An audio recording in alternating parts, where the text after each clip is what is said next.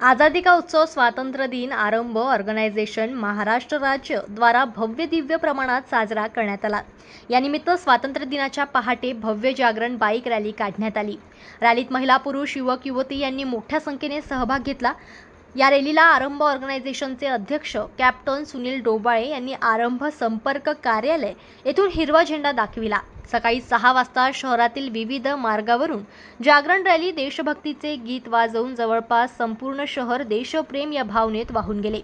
Bike रॅलीची सुरुवात आरंभ संपर्क कार्यालय कृषी उत्पन्न बाजार समिती पोपटखेड रोड येथून रॅली सुरुवात होऊन छत्रपती शिवाजी महाराज चौक, जवाहर रोड, मोठे बारगण, शिवाजीनगर, खतीबपुरा, सोमवार वेस्ट, श्री शिवाजी कॉलेज, दर्यापूर रोड, राजमंगल कार्यालय जवळ, उज्ज्वल नगर, सरस्वती नगर, संभाजीनगर, कॉलेज रोड, शनिवारपुरा, कालंका चौक, यात्रा चौक, गवळीपुरा, कृषी विद्यालय मार्गे, अकोला नाका, पुरी 7, अकोट, बस डेपो, जिजामाता चौक, हिवरखेड रोड, एपीजे अब्दुल कलाम चौक येथून आरंभ कार्यालय येथे रॅलीचा समारोप करण्यात आला। ध्वजारोहण व राष्ट्रगीताने रॅलीची सांगता झाली।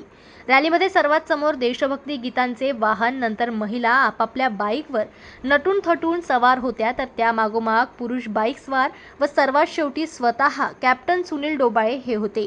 आरंभ ऑर्गनायझेशनचे देशभक्तीपर उपक्रमामुळे सर्व स्तरावरून आरंभ ऑर्गनायझेशनचे शहरवासियांनी कौतुक केले व देशप्रेमाची भावना निश्चितच सदैव तेवत राहील अशी ग्वाही यावेळी कॅप्टन सुनील डोबाळे यांनी दिली। रॅलीचे यशस्वीतेकरिता आरंभचे पदाधिकारी व ताजनपूर वासियांना परिश्रम घेतले। सर्व सहभागी झालेल्या मंडळींना सन्मानपत्रही आरंभतर्फे देण्यात येईल असे कॅप्टन सुनील डोबाळे यांनी आपल्या समारोपीय भाषणात जाहीर केले। जनमत लाईव्ह न्यूजसाठी अकोटमधून देवानंद खिरकर यांची रिपोर्ट।